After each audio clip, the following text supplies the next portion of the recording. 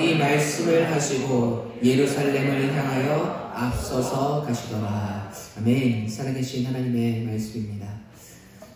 설교를 시작하면서 우리 여러분들께 질문을 하나 던져보겠습니다. 여러분, 교회가 무엇일까요? 그리고 믿음이란 무엇이며 성도는 무엇일까요?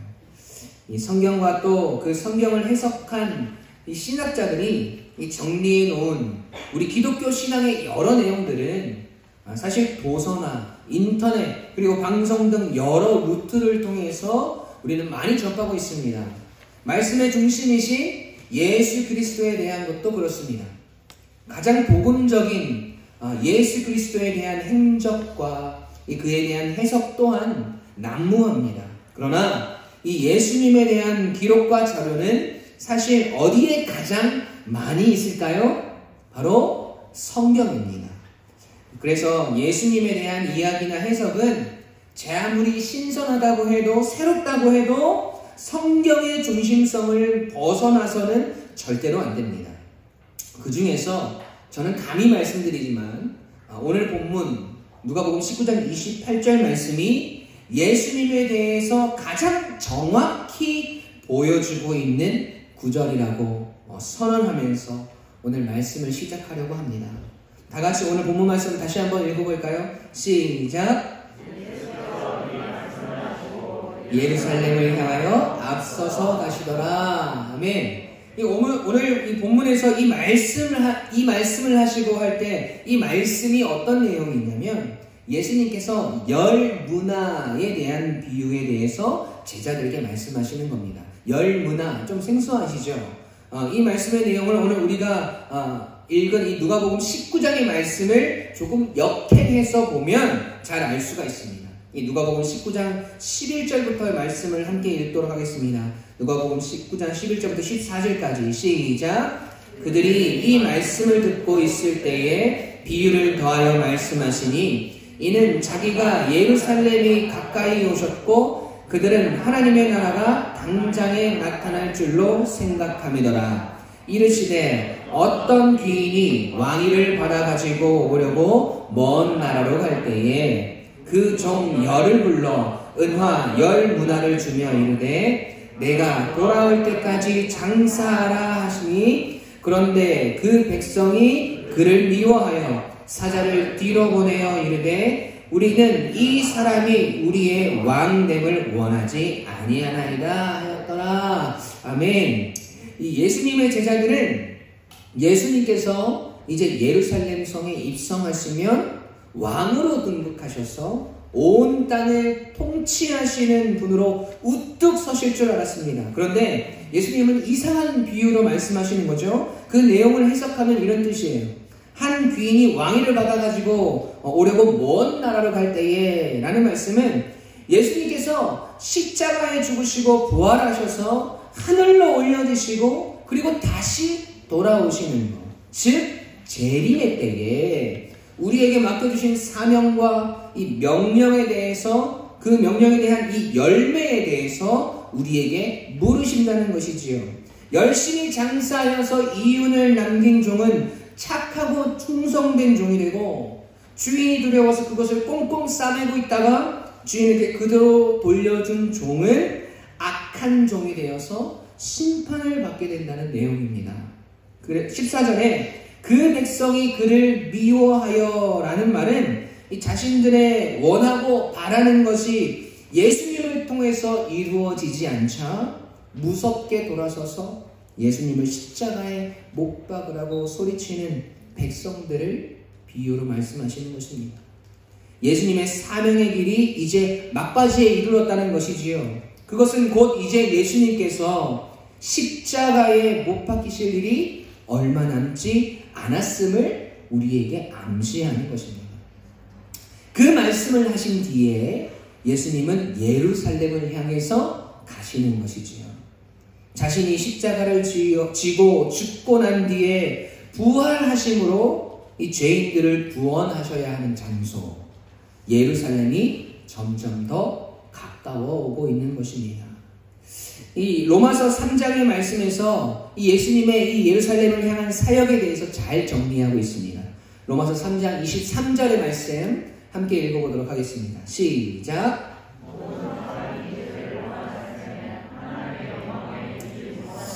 아멘. 그 영광에 이르지 못한다라는 말이 헬라어로 히스테레오라는 말이에요. 이 말 뜻이 결여되다, 모자라다, 하나님의 그 영광에 가까이 갈 수 없는 존재라는 것이죠.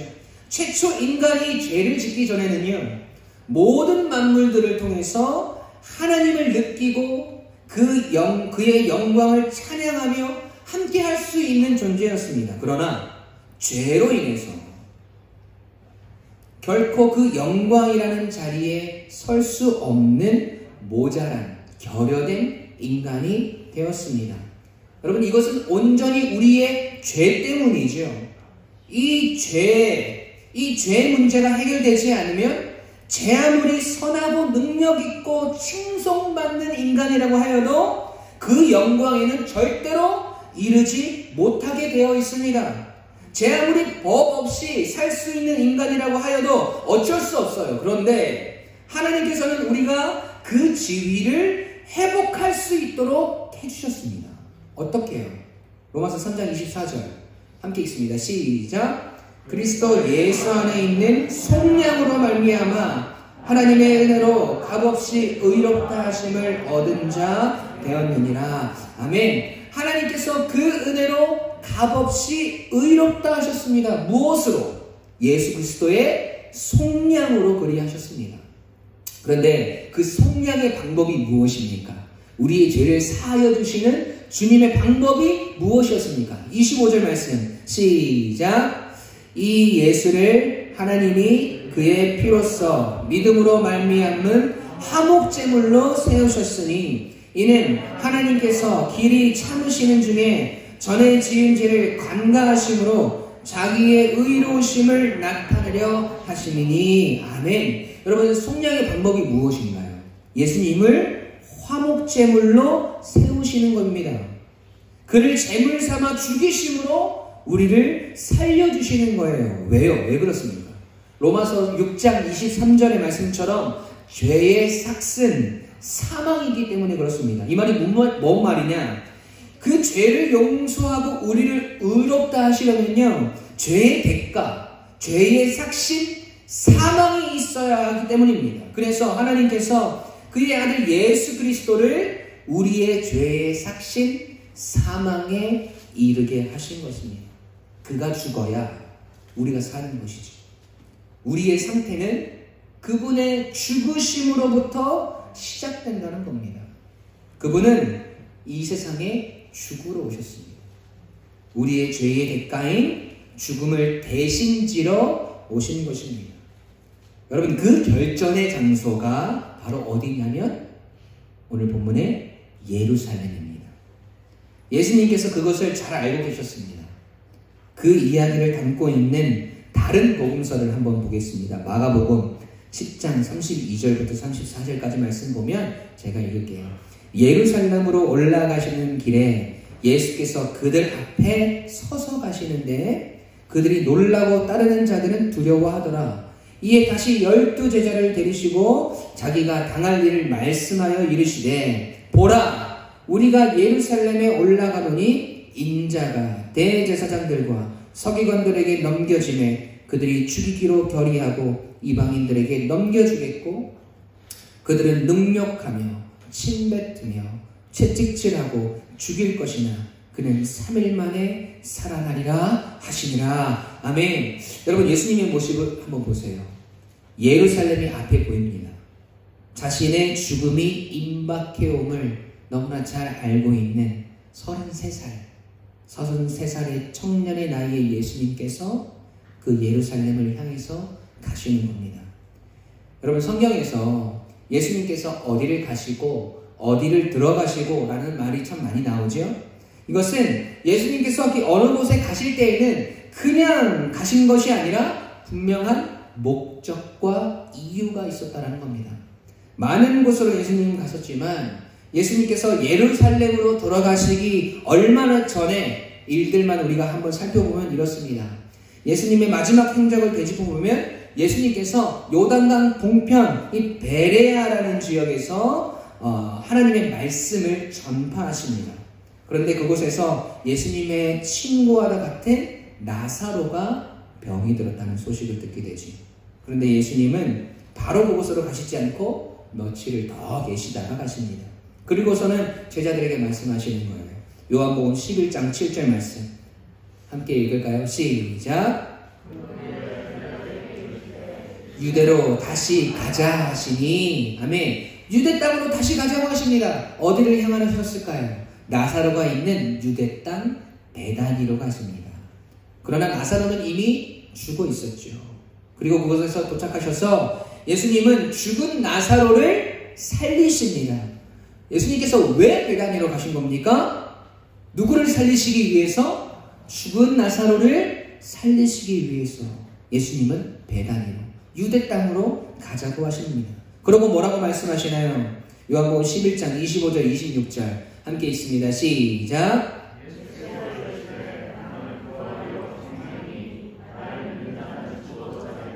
무릇 살아서 나를 믿는 자는 영원히 죽지 아니하리니 이것을 내가 믿느냐? 아멘. 예수님의 목적은 여기에 있었죠. 예수님께서 죽음을 이기신 부활이요 생명의 주인이신 것을 우리로 하여금 깨닫게 하시기 위해서입니다. 그 후에 예수님은 어디로 가시느냐? 오늘 누가복음 19장의 배경인 여리고로 들어갑니다. 왜 여리고로 가셨을까요? 누구를 만나시기 위해서? 누가복음 19장 1절 2절입니다. 함께 읽습니다. 시작. 예수께서 여리고로 들어가 지나가시더라. 삭개오라 이름하는 자가 있으니 세리장이요 또한 부자라. 여리고에서 누구를 만나십니까? 삭개오를 만나십니다. 그리고 그와 그의 가정을 구원하십니다. 예수님께서 이 땅에 오신 목적이지 않습니까? 무엇을 우리에게 알려주시나요? 너희들이 그렇게 미워하고 증오하는 세리장이었던 삭개오에게 구원이 이르는 것을 통해 예수님은 누구를 위해서? 죄인들을 구원하시기 위해서 이 땅에 오셨다라는 것을 선포하시는 것이죠.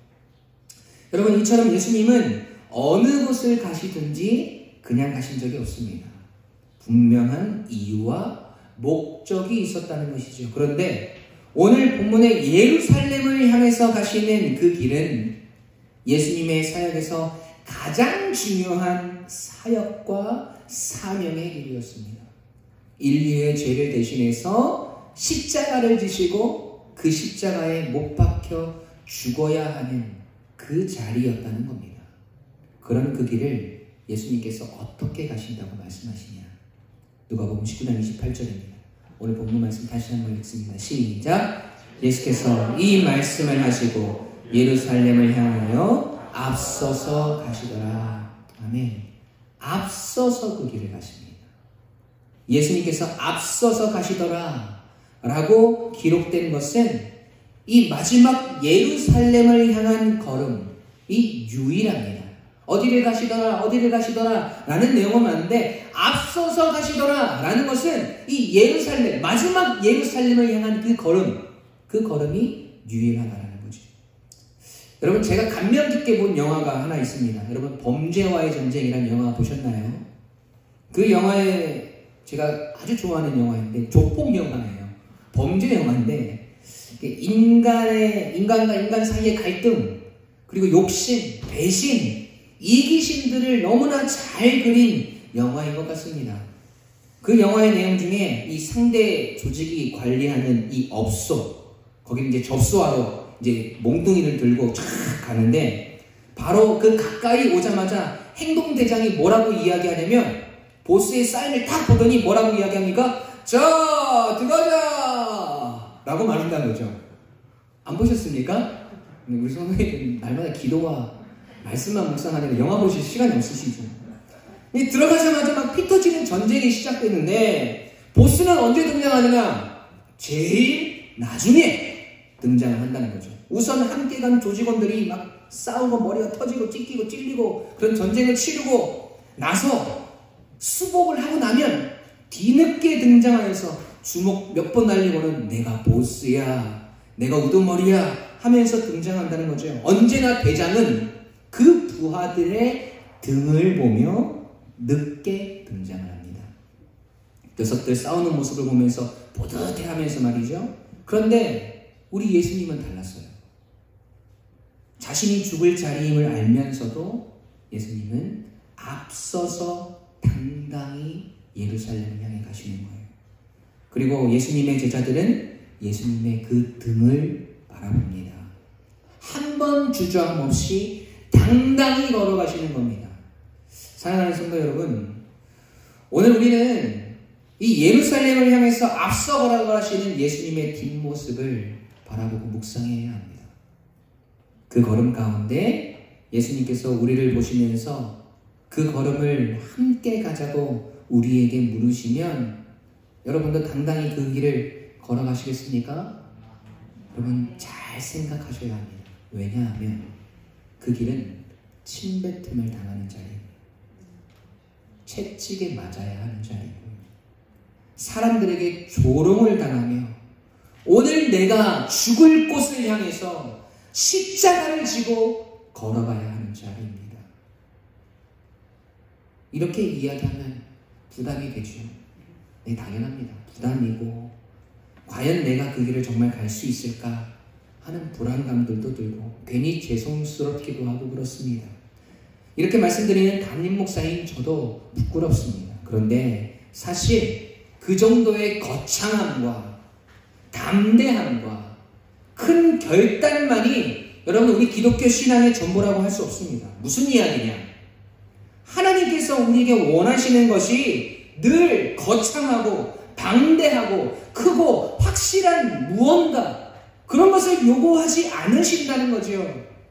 여기서 우리가 또 예수님처럼 당당히 앞서서 걸어갈 수 있다, 할 수 있다, 해보자 한다고 하면 여러분 이게 또 우리의 의가 되고 자랑이 되는 경우들도 있더라는 거죠. 하나님께서 인도하시고 이끌어주시는 은혜가 아니라 나의 열심과 힘과 능력을 발휘한 것으로 착각하게 되어 있습니다. 그게 우리 인간입니다. 여러분 이 길은 하나님께서 인도하시고 이끌어주시는 길입니다. 그 길에 우리를 내어 맡기는 것입니다. 여러분 이 길에 내가 맡기는 것, 내가 의지하는 것이 여러분 무엇인지 아세요? 길을 쓰고 붙잡고 힘주고 매달리는 것이 아니라 그 길에 서서 우리가 다른 것 바라보지 않는 겁니다. 주님이 우리에게 원하시는 신앙이 여러분 이런 거예요. 창세기 19장에 가면 아브라함과 조카 롯에 대한 이야기가 나오죠. 하나님께서 소돔과 고모라를 멸망시키기 직전에 이미 그곳에 유력한 자였던 롯과 그의 가족들을 끄집어내시고는 천사를 통해서 17절에 누가복음 창세기 19장 17절에 이렇게 말씀하십니다. 함께 읽겠습니다. 시작.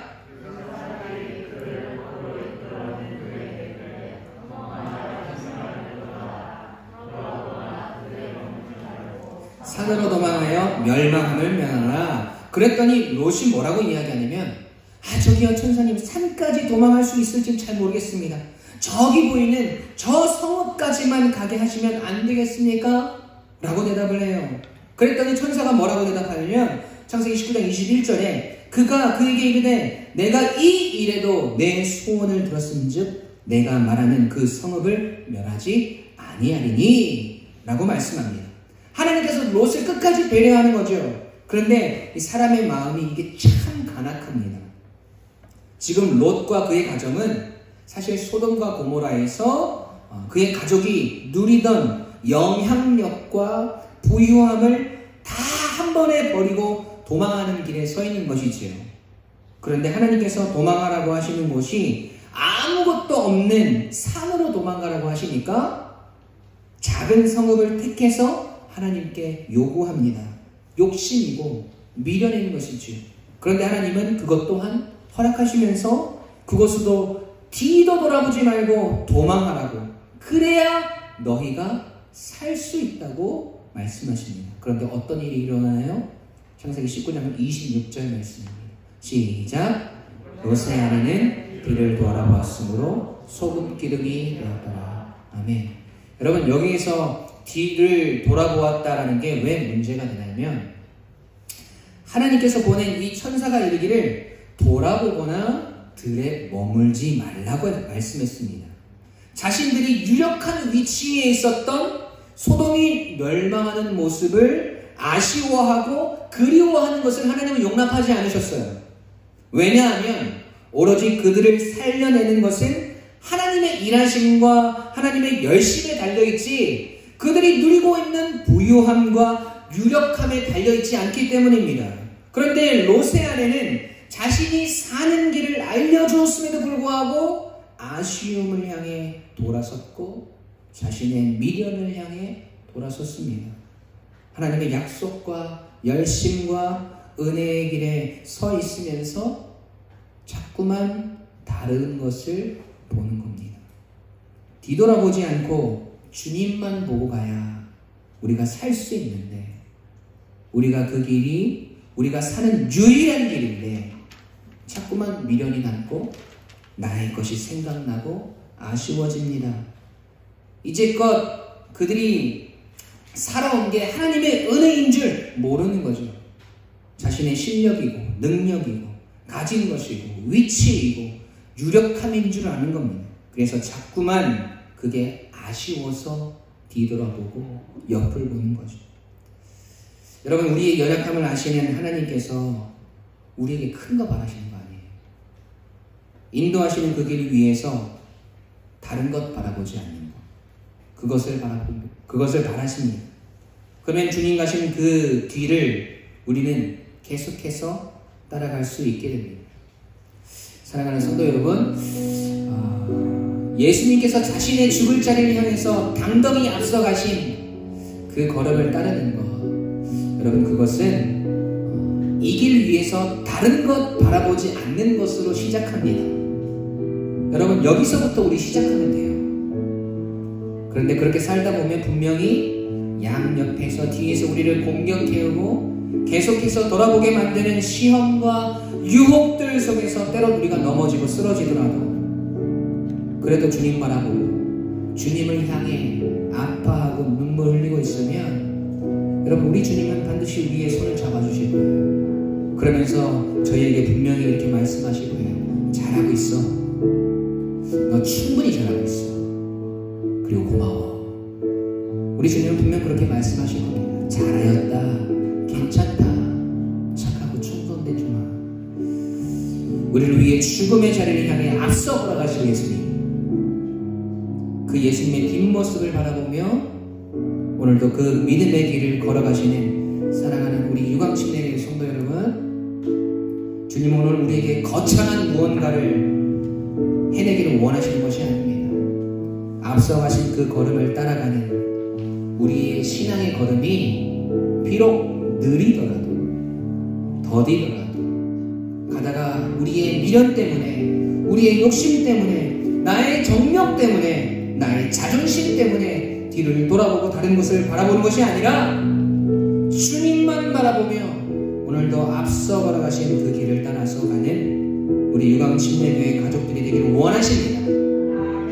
때론 비바람이 우리를 앞길을 가려도 눈보라가 우리의 앞길을 막아도 여러분, 다른 것 바라보지 않고 우리보다 앞서 예루살렘을 향해 당당히 걸어가신 주님, 지금 보이는 사진처럼 그 주님의 뒷모습과 이미 그 등 뒤에 놓여진 십자가를 바라보며 오늘도 묵묵히 우리의 마음을 지켜내고 우리의 시선을 다른 것에 빼앗기지 않고 주님의 걸어가신 그 길을 따라 걸어가는 우리 성도님들이 되시길 주님의 이름으로 간절히 축원합니다. 우리 함께 찬양하겠습니다. 주의 길을 가리라.